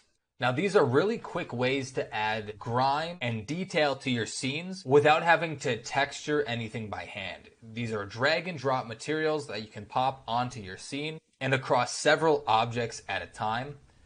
And if you use them the right way, they can really elevate boring standard scenes into something pretty special. So let's grab a couple here. The best way to keep our scene optimized is with the same idea is instancing our materials, but it will be by using just a few decals the right way. So I want to make sure to switch from high quality back to medium quality before downloading these because we're not going to see them up close. And we want to find decals that look very different from one another. So that way we have 3 or 4 unique decals that we can move around our scene, rotate them, scale them around, change them, and instance them in the same way that we're going to instance materials by just making slight modifications to the same view, but we're only going to load in a couple textures as opposed to 20 different original textures, which again will start to fill up our texture memory really, really fast. And so now we have a new decals folder in our content browser with the 4 that we've selected. And let's start to just drag these into our scene and see what they look like. If I haven't mentioned it already, if you press G, that'll swap into game mode, which is what you'll see inside of your game. It basically removes any bounding boxes or any icons that are associated with widgets, but sometimes you want to see those so that you can align them. Decals by default are brought in with X facing downwards. So if you see here, this blue arrow, that's the direction that this decal is going to project from. So if I rotate this towards our wall by 90 degrees, you'll see that now it's projecting correctly. And let's just scale this down to something a bit smaller. And you can see these need to cover whatever they're projecting onto. So this really thin green bounding box needs to be intersecting with this geometry. And you can see from here that it looks like this decal is upside down. So we'll want to rotate this 180 degrees. And there we go. So we'll thin this out just a little bit. So cool, there's our first one. And we'll just add in the rest of them so we can start to see exactly what they look like. One thing you can do too is if you just duplicate this over here, you can go to our next one and just drag in the new material. And this one we can scale out in X because it's a different resolution. And there we go. There are 4 different decals that all kind of come in at different sizes and shapes. And now we can just take these, and as long as we only bring in a couple different materials and limit the amount of textures that we're bringing in, now it's very quick to start populating them around our scenes. Another really important tip with this is a lot of times when you have the corners between 2 walls, usually these little biomes will start to form on the cracks of the walls, going up the walls and outwards. If you're familiar with ambient occlusion, this sort of starts to mimic it, but it's always better if you can find a real texture. You can see here, as soon as we start to get close to the wall, they start to get this barcode effect on the side, and it's just because our projection is a bit too big. So we could either stretch it in Y, but we could always scale this down in X and just make this really thin. And then if we start to bring this on the ground, we can make it so it just starts to appear on the very edge, and we can line that up. And now that we've set up that correctly, if we duplicate this over here, we can do a negative scale in our Z just to bring that out. We don't want to make it too uniform, but just kind of populating these out. And around here, we could add our other materials in. But now we get a lot on the ground, and we still get this harsh cutoff on the wall itself. So let's make sure to add something on the wall. So we'll rotate this 90 degrees and bring it really, really close to the wall and rotate it 180 degrees in X. And now you can see where those overlap. If we swap this out for another texture and make this a bit smaller, you can see that now we have some nice breakup coming up and down our walls, and we can easily customize these however we want to inside of our scene. Decals are one of those things because we're instancing them and just reusing the same thing over and over again. We've used hundreds of these when building environments for LED walls. You can add as many as you want and it really won't affect your render times. It's also worth noting, depending on how close we are to the edge, they'll start to fade in and out. So if you're very particular, you turn off your snapping and just really start to dial in exactly where you want these to land. You can just have them start to fade off so they're not full intensity. And the same is true if you rotate them. You could always, let's turn off snapping here. You can always have it where the bottom fades out, but the top is still there. So you can get pretty creative with these and really go to town on an environment. This is pretty basic at this point, but we'll make sure to keep pushing these more and more, and I'll show you some more tricks later on. And then lastly, if you have a couple that you're pretty happy with, you can also just select the whole group of them here. Now we have all of these selected, and you can duplicate things as a group. So I'm gonna Alt, click, and drag on Z here. And now we have these clustered, and because we have this perfectly square layout, we can drag these across, and we could still rotate these around, do whatever we want with them as a group, and they'll all stay together as long as they're selected. Cool, and now we have some pretty interesting breakups across our wall there. Let's just toggle the before and after to see how big of a difference that makes. And that's nice and really starts to break up any sort of tiling that we might have seen beforehand. And just to start blocking out this scene, we don't have to get too fancy. Let's just turn our angle snapping back on so we can rotate this 180 degrees. And then we'll align this to the other side here. Now if we pop into unlit mode, we'll still see that these have the same amount of effect. We can see that it's actually changing the albedo color, or if we change the roughness or the normal intensity, it'll also change in our viewport. Let's add a concrete crack decal, and let's see how decals can affect the normals of our objects. So we have these asphalt cracks here, and if you just look at the icon, you can see that it does look like there's some depth to these. So let's add one of these to our scene, and let's see what it looks like on the ground. So if I drag these on here, they're pretty thick by default, but if we get up close, you can see that they do seem to make a bit of a difference, especially again when looking at the sun. But if you open up the material instance here, let's just crank the normals. Sometimes you do have to be a bit more intense on the normal intensity for decals just to make sure that they show up. And you can see if we crank this anywhere between 2 and 4, it becomes really obvious that they're showing up, but it does start to look fairly dark. So one thing we can also do, if we swap to unlit mode, we can see, okay, yeah, it honestly looks like it's a completely different concrete material versus just cracks existing in the same material. So now that we're in unlit mode, now for some reason, the decal master material is set up differently than our regular surface materials. And one thing that is pretty odd to me in this setup is that they change out the color tint and the nice color settings we had before into a color overlay. Now, I'm not a huge fan of this, but we'll get into modifying these more later. But if I just make this brighter, all these values also go higher than 1. So I can even set this to 1.25. And if you look here, it's subtle, but we're a little bit green and a little bit yellow. So because we know if we're too green and too yellow, we can start to drag our color in the opposite direction. So here it's obviously more green, but if we start to drag it into this bluer realm, it'll start to tie in closer to our concrete. Now if I talk back to the lit settings, now if I look at the concrete crack, it does start to look like it's indenting the concrete floor instead of being this dark outline that we had originally. So a lot of times, if I'm trying to balance the colors of any of these Quixel assets or the assets in your scene, it's a really good idea to do that in unlit mode. Make sure everything looks like it's correct on the surface, because it's a bit hard to tell exactly what that color is when you have different colored lights in your scene, like the sunlight or any other point lights. Cool, so now we'll just click and drag these and duplicate a couple across our scene just to break up the ground. And again, if we use that fading setting, if we just lift this out of the ground, we can see the further we get, at a certain point, it'll start to fade out. And based on how much it's faded, it will also fade our normal intensity. So if we just start to lift this up, we'll see that we get a lot more detail out of this crack. It has less depth, and it's not quite as black, which in this case can look a little bit more believable and integrated versus some of the dark lines that we're getting from our really intense cracks.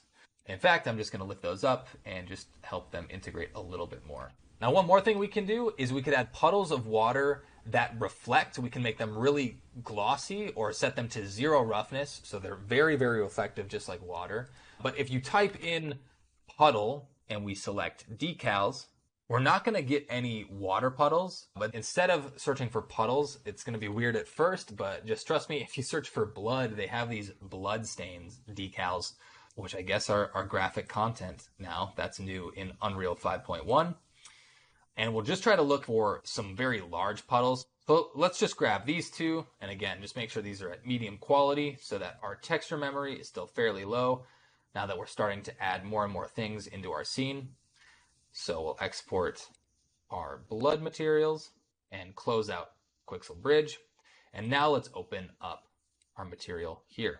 So I'm going to set this to a plane. And now decals are a bit awkward to preview in the editor because if you see them over the sky, they don't really show up because they need to be over a opaque surface to show up correctly. So a lot of times I'll just set it to a cube, and you can see if we get up close to the top here, they do have some nice shininess, but one thing is clear that it is definitely red and not neutral colored or maybe blue or green like you'd expect a murky puddle to be. So briefly, we could take our color overlay and we can just take all of the red out and set our red to 0. All right, so now let's drag what is now our water material into our scene. And one thing that you can do, especially on characters, a lot of times you'll want decals on the floor, but if something's moving through the scene, it's really hard to line up every decal where it doesn't affect another surface. So one thing that we can do on any actor is in our details panel here, you can just search for decal, and there's this receives decal option, and we can just uncheck that. And now no matter where we drag this decal or any other decal in our scene, it won't be affected. And now you can see that we can put this under our actor as well, and we can get a really nice reflection from our new water decal. And again, depending on how far away we place this, we can change the opacity of our decal, which will also change how reflective it is. Cool. And one last note, there's another setting here called sort order. So if you ever have something like this, you would expect that the water would go on top of our crack decal. So if we just change the sort order to 1, whatever decal has the highest sort order will be placed on top. So if we change this to -1 or 0 like it was, it will go underneath. By default, everything is set to 0. So most of the time, if you have something, set it to 1, but you could set this to 1,000 or any number that you want. So let's do the same thing to our other blood splatter. We'll just change the color overlay here and change the red channel to 0. And it'll give us this blue-green tint, which will kind of work for what we're doing. And now we can start to instance these around our scene. Cool. Now this will just get us started. Again, we're just trying to block it out and see how all of these things work together. But now we have some pretty nice integrated decals across our scene. Hopefully we're starting to understand how materials and material instances work and how we can modify them. But for now, I want to briefly talk about blueprints. So if we take a look at our scene, we have these reflective, emissive lights that are grouped across the entire ceiling. We can see here that they're a perfect grid all the way down, which if they're cloned in the same objects, that means we can instance them. But if we were going to try to drag these out one by one across our entire ceiling, it's going to take a really long time. So I think this is a good opportunity to try to replicate these using blueprints. So if you go to the UE VFX folder, go to Assets and then Ceiling Tiles, I prepared this really simple texture. It's just a white texture with a little bit of broken up information on it and a black edge, just like our references. And we're going to use this to create our ceiling tiles. So first things first, let's create a cube and drag it into our scene. So let's make a material for this cube and let's call it mm_ceiling tile 01. And let's create a very simple master material here. So if we take our texture and we drag it into our scene, that'll automatically create a texture sample inside of our material graph. And the main things we want to do here is make this emissive. So I'm going to plug our RGB into the emissive color, and I'm also going to plug it into the base color.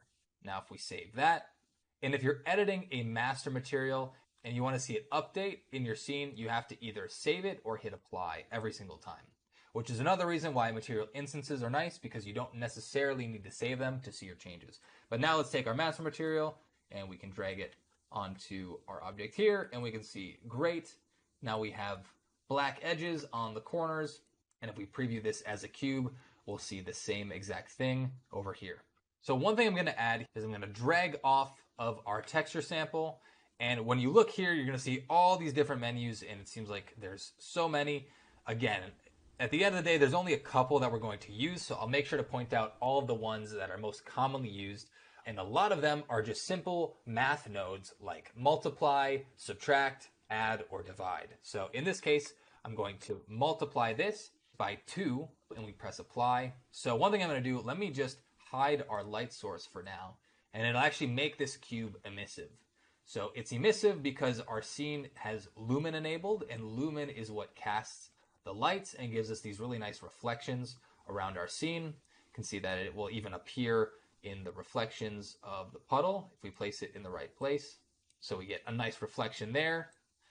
And now if I set this to something like 0.2, we'll make it darker because we're multiplying it by a value that's much lower, and you can see it has a direct effect on the brightness and how much light is cast into our scene. So again, this is our master material, the template that we're creating. If you want to take a master material and create a material instance from it, all you have to do is right-click a master material and hit Create Material Instance. By default, it'll add _inst to the end of your node, but if we want to keep our naming convention, we'll swap out M for MI for material instance, and then let's open that up and hit save. And you can see here, we don't have any settings. These are just asking what our parent material is, but we don't actually have anything that we can edit in here like we did with our Quixel master materials. So we need to set up some basic parameters so that they'll show up inside of our material instance so that we can edit it on the fly. So let's just apply this material instance to this cube, but let's make sure to click our master material because that's what we want to edit. So if we need to see that, every material instance has a parent, and you can just double click that to open up the template that it's based off of. So if we wanted to create a brightness setting, what we have to do is we have to create a parameter. So we can drag this off and type in parameter, and it'll give us a ton of different options here. But the most common ones are scalar parameters, and we can type in brightness. And a scalar parameter is just a number, and specifically, it's a floating point number. All that floating point means is that it has a decimal afterwards, whereas an integer is a thing where you don't have any decimals. So this will come into play in a bit, but all you need to know for now is that it's a scalar parameter. Scalar means one number. So if you multiply anything by 1, it'll just be itself. So let's set this to 1 by default, and let's hit save. And now let's go back to our material instance. And now we'll have this brightness global scalar parameter that we can adjust. So now we can drag this up or down, and we can see that now that I've, made it 1,000 times brighter, it's casting a lot more light into our scene. When you do these very extreme values, it will start to break lumen. So just be conscious of that. So let's set it back down to 10 instead of 100. And you can see, okay, yeah, it's making a pretty big difference inside of our scene. And we could also set it to something low, like 0.1. So that's a scalar parameter. It's just up or down. The other type of parameter, if we right-click here, is going to be a vector parameter. So a vector parameter is, instead of one value, we get 3. It's nice to think of a vector as an R, G, and B image, 3 vectors, RGB. It has the option of being 4. And now let's set our default value to 1. So we'll drag this value up to 1. Now if we press save here, we'll get a new parameter in our material instance. So brightness will now be gone, and it'll be replaced by color, because now the brightness isn't connected, the color is.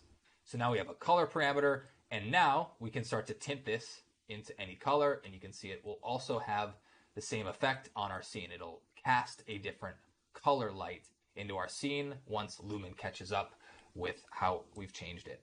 And specifically what's happening is this R, G, and B, these three numbers, are being multiplied by this image's three RGB values. And if you desaturate a vector, it'll act the same way as our single floating point scalar number. And then you just bring the value slider up or down. But let's just set this back to 1 and start building our blueprint. Cool, now I'd like to briefly talk about blueprints because a lot of times people can be pretty timid and not sure how to jump in to this topic. So I want to look at how we can use them to create assets inside of our scene with a really basic example. And we're going to use them to create the ceiling of our bat cave here. So how can we build a very simple blueprint to duplicate our cube across the entire ceiling here? And now that we're back in our content browser, let's just right click in the open space and create a new blueprint class.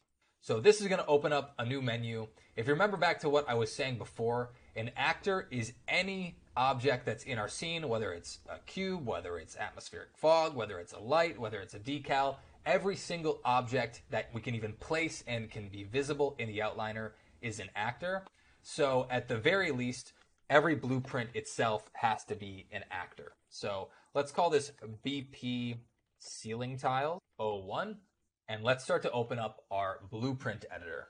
So each time we open up a new editor, it's its own little program that we're opening up. Blueprints can get fairly complicated, but really all we need to know just to get started with blueprints are two simple things.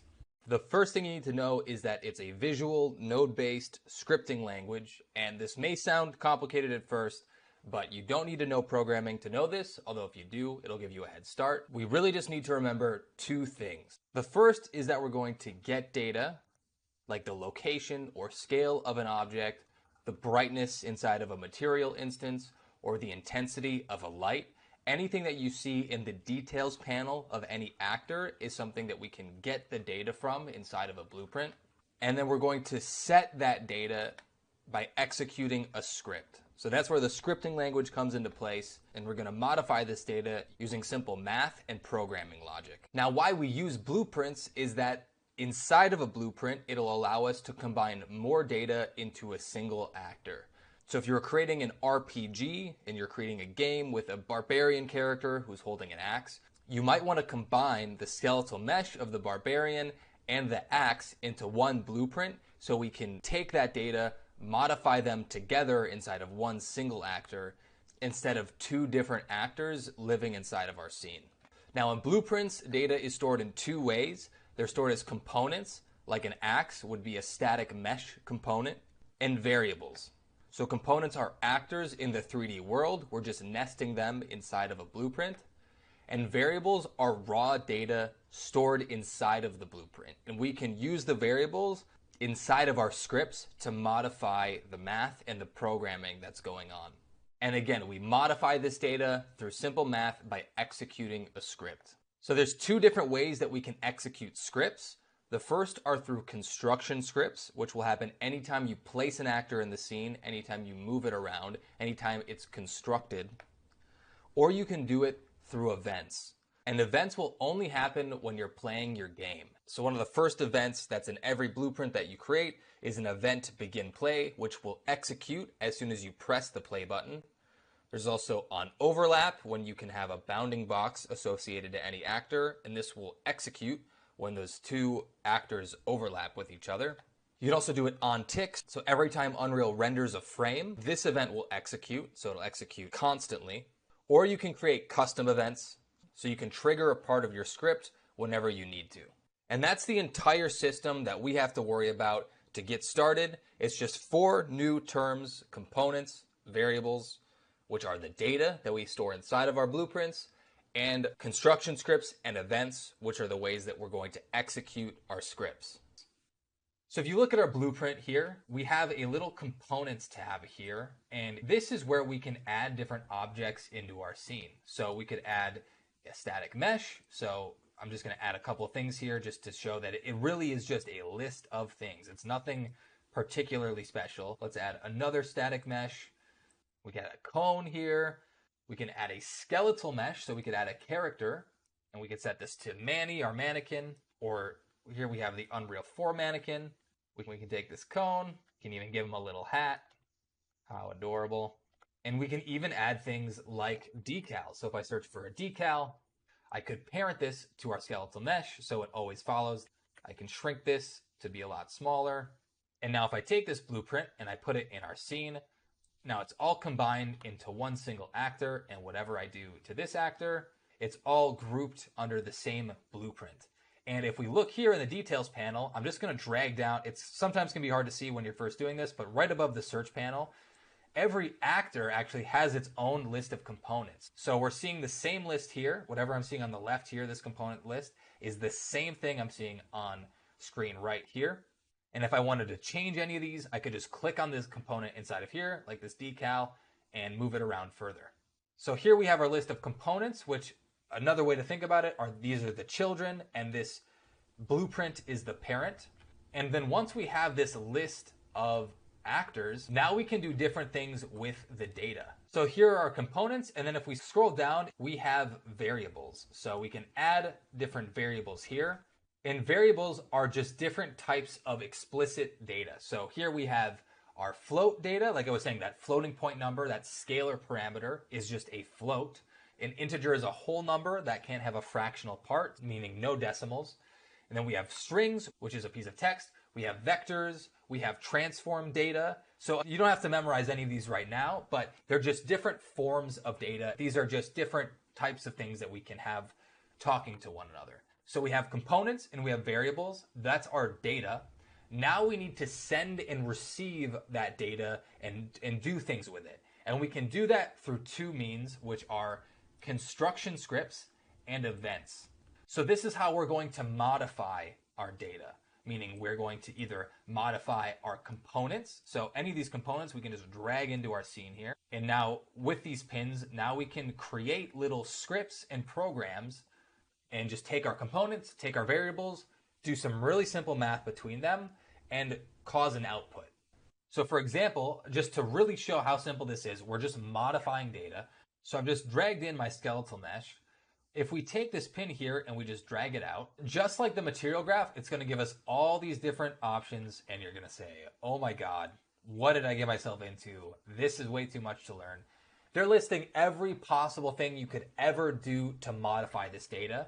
In the end, we obviously don't need to do 98% of what's in this list. The most common things that you're going to do is you're going to get data and you're going to set data.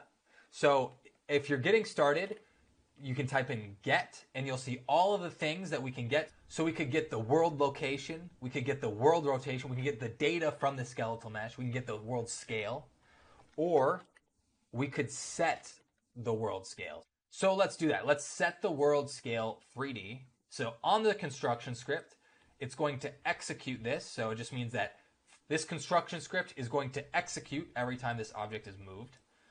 So when we do this, we're going to have the skeletal mesh set a scale of 3. So let's set this new scale to 3 and XYZ. And now let's hit compile. And you'll see, okay, it's now made 3 times bigger. So I think a lot of people jump into this. It gets very complicated very quickly. At its core, it is just data, and we are executing a script, and we're modifying data. For example, if we wanted to get data, so let's say we want to get the scale. Now, if I plug this back in, all it's saying is we're going to take the skeletal mesh, we want to get the scale of it, and we're going to set it to that scale. So this should return it back to its normal size because it's saying whatever it is, we're going to set it to that. So like we would expect, it's set back to 0. But the thing that we can do in blueprints is we can modify it. I have to take the decal and let's keep our fun dunce cap on the guy. Why not? So now let's modify the world scale. So now we can do some simple math. So we can just click and drag this out and type in multiply. And we could just type in a hard-coded reference here. So I could set this to 2 if I wanted to. But another way to do this, if I click and drag this pin off, every time you have an empty pin, you can promote it to a variable. And it'll automatically create a new variable down here on the bottom left. And I can name this scale. And now I can control click on this pin and drag it off to remove it. And let me pipe this new pin in here. And now if I expand the details on the right side here and I'll scroll down, the default value will show up on the bottom. You need to compile to see this whenever creating that material for the first time. And you can see our skeletal mesh has scaled up again now that we've compiled it. And now we have this new vector down here. So why would we want to create a variable here instead of hard coding in the scale? Well, just like with a material instance, in a blueprint, we can expose these parameters or these variables so that they'll show up with our object inside the scene. So by clicking this eye icon, it'll make it visible in our editor. All that's happening is I'm enabling the instance editable. It's doing the same exact thing there. And when I hit compile, if I select my blueprint now and I look in the details panel, you'll see that we have this new scale option. And now we can dynamically change this in the scene so we don't have to recompile our blueprint every single time. The other thing we can do, we have construction scripts that execute, but we also have the event graph. So these are also executing. We'll see these little execute knobs. Same exact thing. But these events happen when you play your game. So we haven't hit play so far. So let's just hit play and we'll see what happens in our scene. So we haven't hit play so far. So let's just hit play and we'll see what happens in our scene. And you're going to see this. And again, it's one of those like, what just happened? There's these two weird circles on my screen.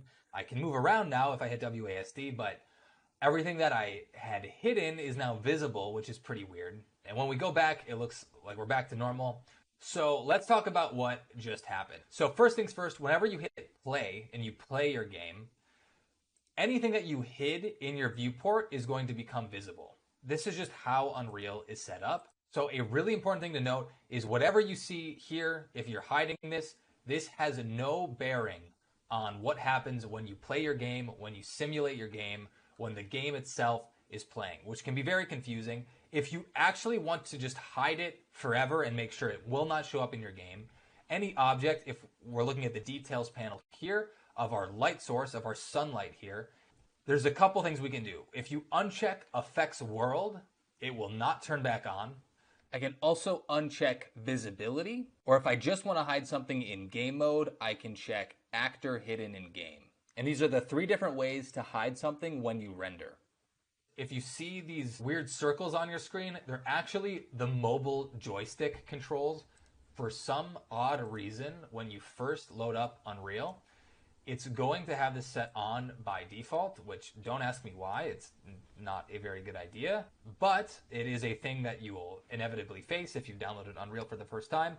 And all that's happening here, it's actually, if you go to edit and then the project settings, at the top of the screen, type in mobile, you'll see this setting that says always show touch interface. And this is the touch interface. It's the joysticks for when you're on a mobile device. So for some reason that's set to true. So just deselect that. Now, when you stop playing and play your game again, it will go away. That is one problem solved.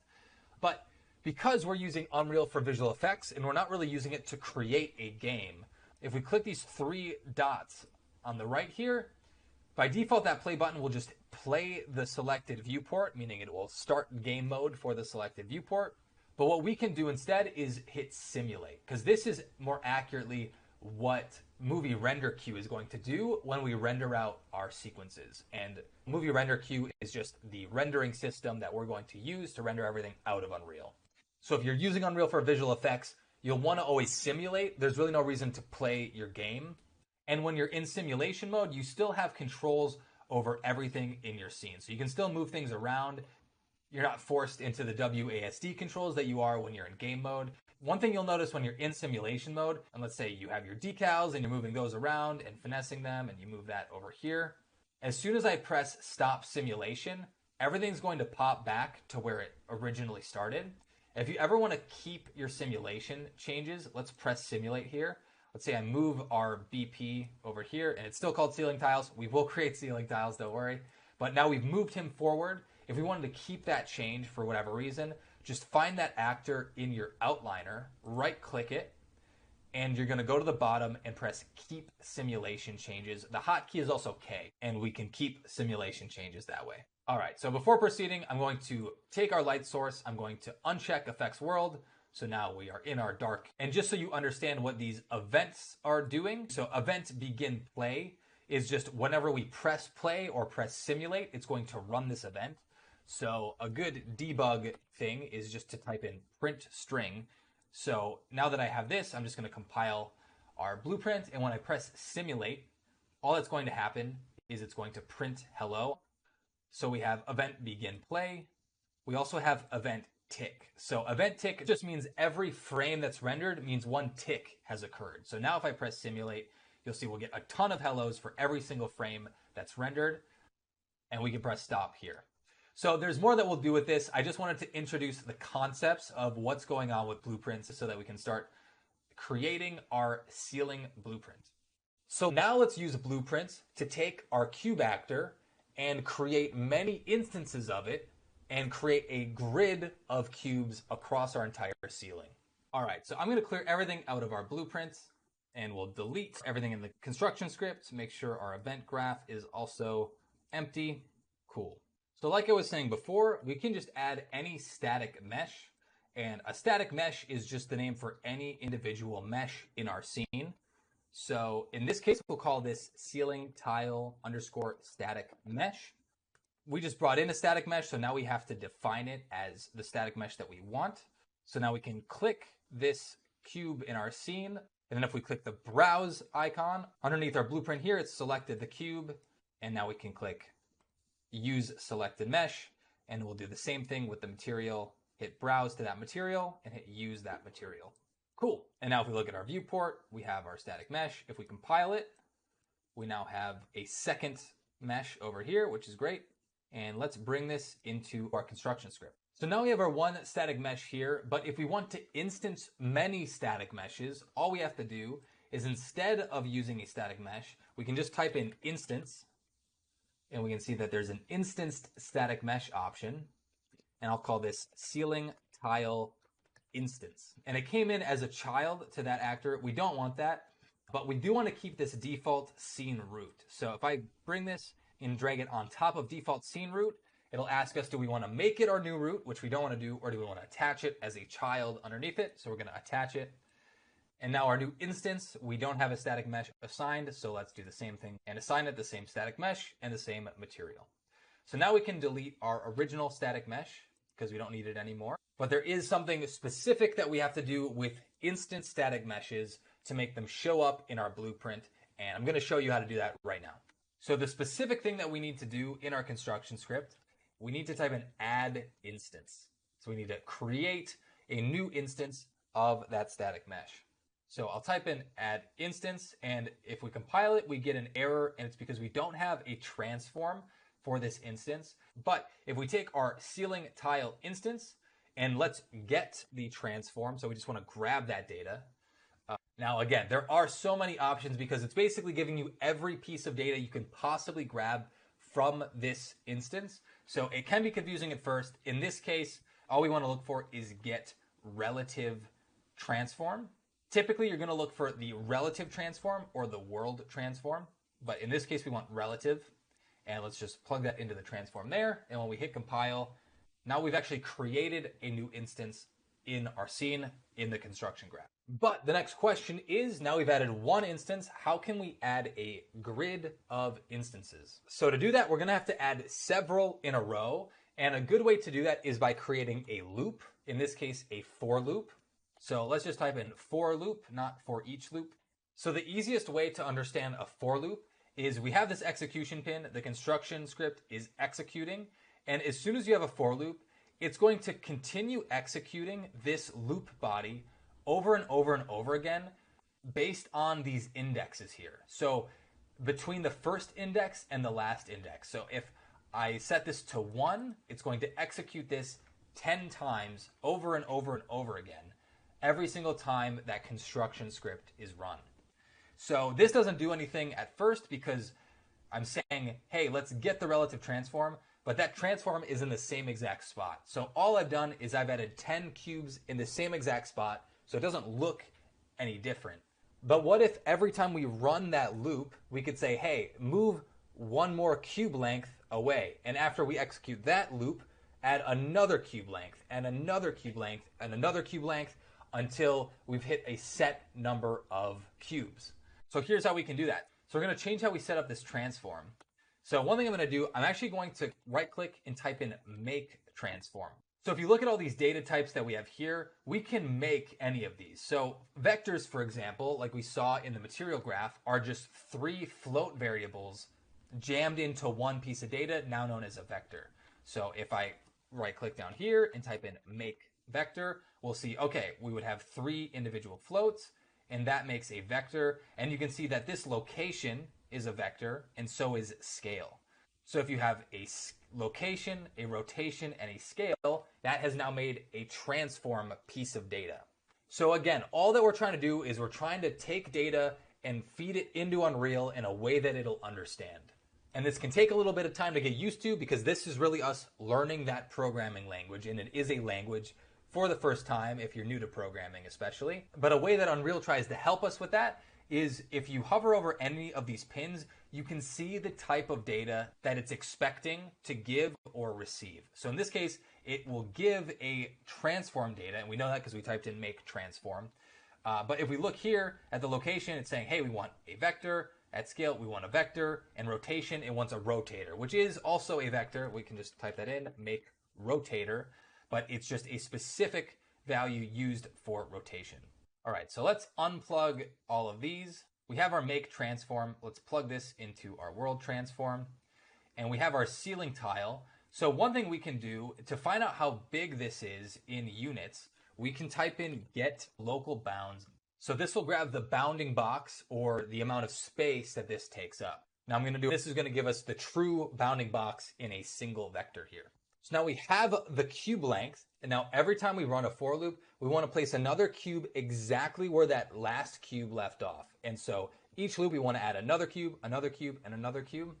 So during a for loop, one piece of data that we get out of that loop is what index are we currently on. So we run it for the first time, we get 1. We run it for the second time, we get 2. We run it for the third time, we get 3. So we can do that and multiply that by our bounding box to say, hey, it needs to be 1 cube length away. This one needs to be 2 cube lengths away. This needs to be 3 cube lengths away. So I'm going to take this, I'm just going to multiply it by our local bounds, and now we're going to tie that in to our location. And now we'd expect it to start at 0, run 10 loops to get to the end, and hit compile. And now when we look at this, now we have a bunch of cubes in our scene, but they're going up and to the right. So this is a great start. We're at least getting somewhere. We're instancing all these cubes, but why is it going up and to the right in this direction instead of a long single row? Well, it's because we have a mismatch in the data that we're sending and receiving in Unreal. So what's happening here, we're getting this local bounds, but if you look at this, it's a yellow color. It's not green. Green is a float value. Yellow is a vector, meaning X, Y, and Z. So our transform data, our location data here is in X, Y, and Z. So what's happening here is we're getting the bounds in X, Y, and Z. We're multiplying it by that integer, which is why we're getting these copies, but we're increasing our transform data in X and Y and Z. So we're adding X, Y, and Z every time, which is why it's in this diagonal, which actually makes perfect sense if you think about it. So we definitely don't want it going up in Z. So if we remove the pin here, and to do that, you just control click that pin off so that you can remove it. So whenever you have vectors, if you right click the pin here, you can type split struct pin. And this will split our vector into 3 float values. And now we have X, Y, and Z separated. So we can keep Z at 0 because we never want to change Z. For now, we can keep Y set to 0. But we also need to make sure that this bounds is split in X, Y, Z. So let's split this struct pin. Now our multiply is still going to be in vector mode. So we can change this by right-clicking the pin we want to change. We could just change this to a float. And now if we look at our cube, we can see that the X bounds is the one that will move it to the right here. So let's grab the X, multiply that by the integer, change this to a float, and set our location X to that value. And now let's see what happens when we compile. And sweet, there we go. Now we have a perfect row of cubes that will exist in our scene. We can see that we get that nice reflection off of them from our decal on the ground. And now we're on our way to create that perfect row of grids that we were looking for from our ceiling here. So let's keep going. Earlier, I talked about adding in variables. So we have components, which components are actors, but we can also use variables that are just pure data. They're not associated to an actor or something that we're placing in our scene. It's just data itself that we're going to modify. So we should make a rows and we should make a columns. So if we change row to integer instead of float, that'll give us a whole number because we can't really have half of a row. We want whole numbers. And if we click these little eye icons to the left here, then our rows and columns will show up inside of the details panel of our blueprint. So I was looking at this earlier. It's going to be 20 cubes across. So if we have our rows here, if we scroll down, we can set the default value to 20. So we'll set that to 20. And then we'll set the columns to 40 because we want that to be twice as long into the distance. And now what we can do with our rows is we can drag this in. We're just getting that row data. Again, get or set. In this case, we want to get the reference to that data. We'll set that to the last index. And now when we hit compile, this should be longer and we'll have 20 rows of cubes, which is looking cool. And again, like if we drag this around, this will dynamically change how many cubes are in our row. And every time we're modifying this actor, either by moving it or changing the row or column data, it is running that construction script again. So it happens automatically. You don't have to really think about it. And now to just make this a proper ceiling, I'm just going to move this up above his head and kind of intersecting here. So now we just have to make another row of columns so it goes out into the distance. So the easiest way to do that is to make another for loop using very similar ideas and techniques, and we're just going to take it one step further. So I'm going to just copy and paste this. Let's make another for loop. In this case, the last index, instead of using the rows, I'm going to add the columns. So let's get the reference to our columns, and we'll set that there. And we'll set the loop body to add instance. Again, if we look at our gizmo, the gizmo never lies. Now we want to add, it's a little hard to tell that it's green, but we can tell that one's red. So this one's green. We want to add in the Y axis. So same idea. We're just going to take this multiply. We're going to grab our Y bounds. We're going to take the index of our columns for loop, and we're going to plug that into the location Y. And now if we press compile, now we just made a huge grid of cubes. So I'm going to rotate this around and get this into place. And now, as you can see, we have our bat cave fully assembled. So it's matching our reference and it's looking pretty sweet. So the one thing that you'll notice immediately if you look close to this guy is he has this odd black shadow clouding behind him. And this is because now that we've created this entire box using these emissive materials, our scene is lit entirely with lumen. And honestly, this is something that you don't want to do. You don't want to use lumen to drive all of the lighting inside of your scene because there is some artifacting. Lumen adds nice GI bounce into your scene. It's nice as supplementary lighting, but it's not good as the key light or the source of all of the lighting in your scene for many reasons. But the main one is that it's based off of screen space, which means if I move my camera really quickly, we'll start to get artifacting around the edges. And if I look over here, the edge starts to get really dark, but as I start to look at it, it will get brighter. So in order to avoid this, you would want to start to use some rectangle lights in your scene because these mimic the same size and shape of these top grids that we have. Unfortunately, just because this entire scene is lit with lumen, it's not going to completely fix everything, but you can see that the holes that we have in the back here that are caused by lumen artifacting can be solved by placing lights back here. Now you'd have to place lights throughout your entire scene. So this whole exercise was to show you what the limitations of lumen are, because there are a lot of great things you can do with lumen. There aren't many restrictions, but this is one of them, and I think it's worth just showing early on so you kind of know the restrictions to not light everything with emissive materials. You want to use lights the proper way, and we'll get into all those different lights in the next chapter. So just remember, don't rely on lumen or emissive objects inside your scene exclusively. You want to use proper lights in the lights drop down here. All right, so that is our first basic environment out of the way. Hopefully this has made blueprints a little bit more accessible and understandable, especially if this is your first entry into programming ever. The few things to remember are blueprints are just about sending and receiving data.